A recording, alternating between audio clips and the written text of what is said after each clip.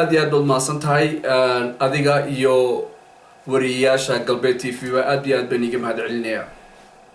mudane bal waxaad nooga warantaa seed u aragtaa jiritaanka somaliland aad baad mahadsan tahay runtii cumar su-aashaad weydiisay laakiin waxaan u arkaa runtii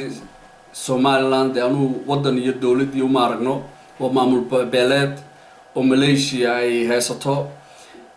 runtii su-aasha ixtiraaf raadiskuna dee wax aqliga galaya in lagu sheekeeyo mooyaane dee wax fadhiya anay la tahay de waayo wixii aan ka hadlanay dhowrkaas sano ay iminka ogaadeen aqoonyahankoodii iyo siyaasiyiintoodii ay markasta kusoo celceliyaan ay leeyihin ruuxan wax aqliga galaya maaha waa wixii intaasna aanu sheegaynay markaa su-aashaas waxay la mid tahay anigu qooley haddaa cunaha qabatid biyo ma cabi kartaa waa maya marka taasay la mid tahay marka waxaan wax ka soconaya runtii maaha oo haddii ay wax soconayaan dee nidaamkan amba dee habkan dowladnimaa la bedeli lahaa waayo hab dowladnimo muxuu yahay waa inuu dowladdu ay kafayn karto amba ay qaadi karto damaanada dadka bulshada ee meesha ku wada nool waxaa ka mid a waxbarashada caafimaadka nabadgelyada caafimaadka waxbarashada iyo sharciyo fara badan oo kale cadaaladda markaa meesha cadaaladna ma taalo nabadgelyadna ma taalo waxaan ogsoonahay gobolada bariga ilaa galbeedka weliba gaar ahaan galbeedka ina sanad kasta uu ilmo yar amba caruur yarar oo maati ay ku dhimato sababta ku dhimanayaana waa maxay ilmahaasi wuxuu ku heesayaa heestii soomaaliya amba calankii soomaaliya wataa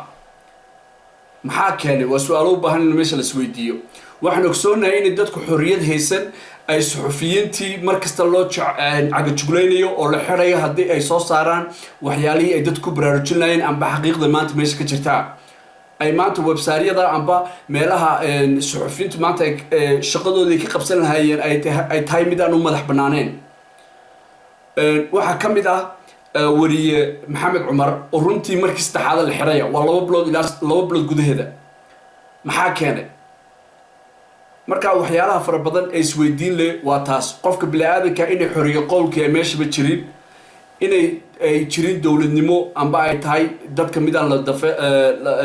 daminad qaadeen inay nabadgelya jirin oo dadku maalin kasta ku dhintaan oo tahay malaysia beeleed waxaasoo dhan man ogsoonahay markaa taas waxa aqliga galaya oo hab dowladeed amba instruction dowladeed leh oo procedurekeedii iyo xeerarkeedii iyo waxeedii wadataa dee meesha ma jirto marka waxay tahay waa filin riwaayad la isku matalayo oo laskaga sheekeynayo taasina waxay ka dhaadhiciyaan runtii waa dadka maanta waddanka jooga ee waxba ogeyn ayaa runtii laga dhaadhiciyaa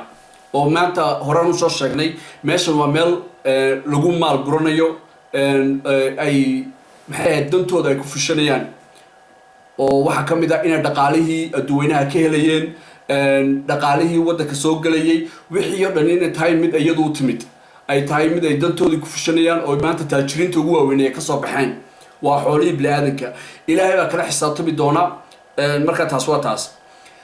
laakiin waajibka inakayna saaran waxa weeye inaan dadka baraarujino runtana u sheegno dadka waddanka jooga waayo qurbihii amba siyaasadii dibadda waa meesha waa laga xidhxidhay xafiis kasta amba meel kasta ay galaan warqad baa daba taala iyo sharciyaa daba yaala inay waxaanay tahay wax aqliga gelen dareerna dowlad ma noqon karaan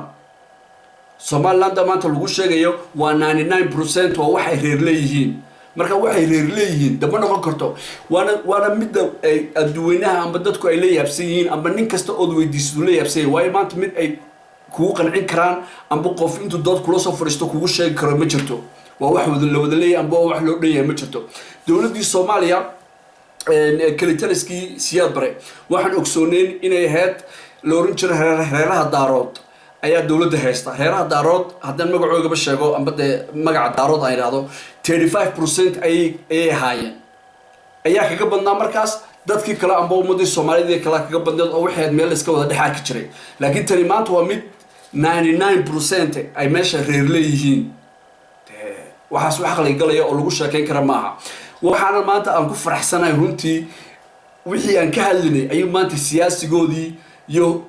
hoggaan dhaqameedkoodii ay wada ogaadeen ay baraarugeen wayna horena way u ogsoonaayeen markaa taas waa taas weeyaan wax aqliga galaya maaha laakiin innaka waajibkayna saaran waxa weeyaan ninka qurba joogga ah markuu wadankii ku laabto ee siyaasiga ah amba waxgaradka ah waa inuu xorriyadiisii heesan karo waayo nin kasta oo siyaasiya amba qurbaha ka yimaado amba koonfurta Soomaaliya ka yimaado markuu wadankii tago wuxuu la kulmaa imtixaan badan in loo cagajugleeyo in la xiro in loo hanjabo inuu dhibaato badan iyo taxaddi badan arko taasi maxaa keenaya waxa keenaya waxa weeyaan ninkan wuxuu aaminsan yahay fikir kale oo fikirkii bini'aadanka ayaa xor loo ahayn oo loo madax banaanayn sida suxufiyiinta oo kale dhibka haysta weeyaan taasi waxaan ogsoonahay ka xildhibaanka ah amba ku jira dowladda federaalka Soomaaliya ee ka soo jeeda beesha dhexe inuu Hargeysa iman karo isagoo xor oo la soo dhaweynayo markaas meeshan waa meel ay beer iska leedahay laakiin inaka waajibkani saar waxa weeyaan dadka baraarujino dhalinyarada waliba gaar ahaan dhalinyarada gobolka Awdal waxa weeyaan inay baraarugaan ay xaqooga iyo xuquuqdooda ay raadiyaan ay ka hadli karaan waayo rabitaanka ummaddu ma noqonayso mid afka la qabto oo la xiro oo la caburiyo ma dhici karto in la dhaho waxna ha arkin waxna ha maqlin te wax macquul maaha markaas taas waa baraarujin ahaan siyaasadii dibadda waa laga soo xidhay meel aliya meel ay u socdaan ma jirto wax Soomaaliland la yiraahdo ma jirto runta la isku sheego federaalka amba dowladda federaalku dastuur bay leedahay wali hadda dhameystirnayn oo lagu socdo markaas in la buuxiyo weeyaan reer kastaba inay ka turjumaan dantooda iyo aayahooga iyaga ayaa madax banaan gaar ahaan gobolka Awdal dhulka iyo badda iyo baaxad iyo dadka inaka ayaa u madax banaan inaan ka turjumno rabitaanka dadkeena waxaan cambaareynaa gobolka Awdal waa markii saddexaad ay xireen wariye Maxamed Cumar runtii waxaan ognahay amba ayaan daradu waxa weeyaan reer Awdalay waxaan ogsoonahay qofka bini'aadanka markuu xorriyad heesan amba uu madax banaanayn inuu ka hadli karo amba wuxuu rabo u sheegi karo waxa ka mid ah in yagii la iskugu soo dhiibo midida nin kasta oo maanta gobolka Awdal lagu xidho amba ku jooga amba ku qurbaha ka yimaada waxa xidho waa nin reer Awdala maxaa sababtay taas waa jidka lagu soo marayo lagu imanayo in qofkii xorriyadiisa lagu hor istaago waxaan ogsoonahay inaan cambaareynana wariye xadhiga wariye Maxamed Cumar oo ah runtii xadhig xaqdara ah waana markii saddexaad la xidhay marka waxa weeye qofka bini'aadanka ee amba xuquuqda insaanka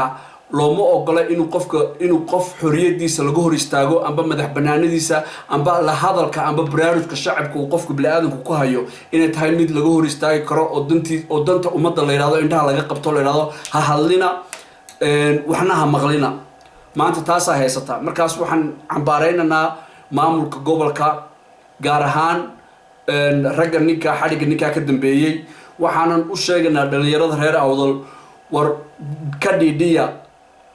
cagajugleynta iyo dhibaatooyinka faraha badan ee taxadiskeena lagu hayo sidaas waxaan xaggan runtii aan tacsi uga dirayaa geeri naxdin leh